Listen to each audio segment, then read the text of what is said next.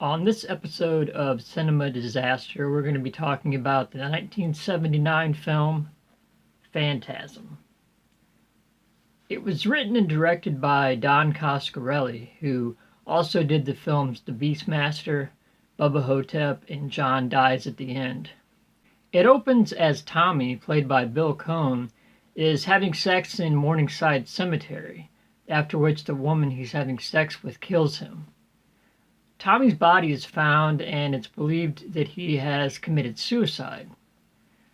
His friends and family visit the funeral, except for Tommy's 13-year-old brother, played by A. Michael Baldwin, because their parents had died recently, and they thought that seeing the death of his brother that close in correlation with the death of Tommy would be too much for him to take. His older brother, Jody, played by Bill Thornbury, is now his legal guardian.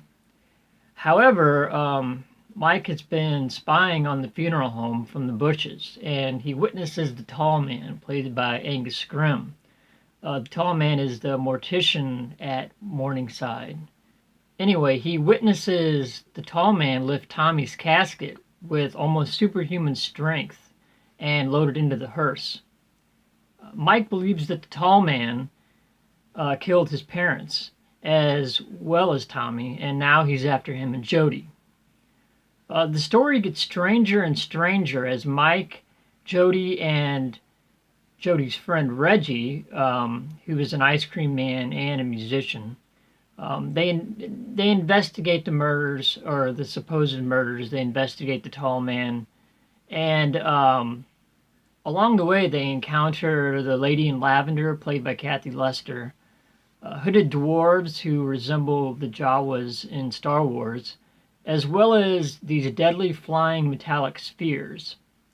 The film was inspired by Ray Bradbury's Something Wicked This Way Comes, as well as Dario Argento's Suspiria. The film deals with overall themes of death, loss, fear, mourning, and dreams. I've heard this film described as existential horror. I think that could be true to a degree, but I also think that it incorporates elements of science fiction, surrealism, and mystery. This film has been followed by Phantasm 2, which came out in 1988, Phantasm 3, Lord of the Dead, which came out in 1994, Phantasm 4, Oblivion, which came out in 1998, and Phantasm Ravager, which came out in 2016. There's also been a series of toys, Christmas ornaments of the metallic balls, as well as a comic book series based on the film.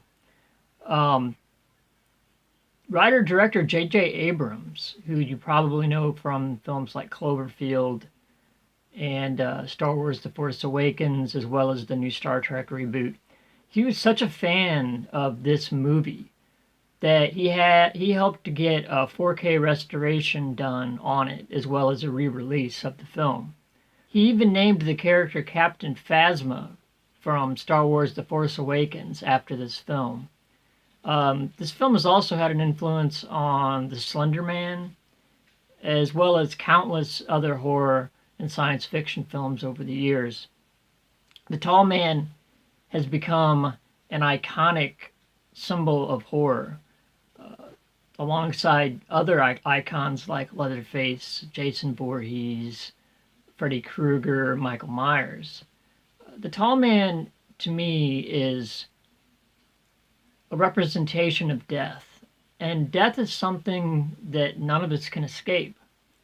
And I think that at the heart of this film, or the very core of this movie, it's a story about family and friends.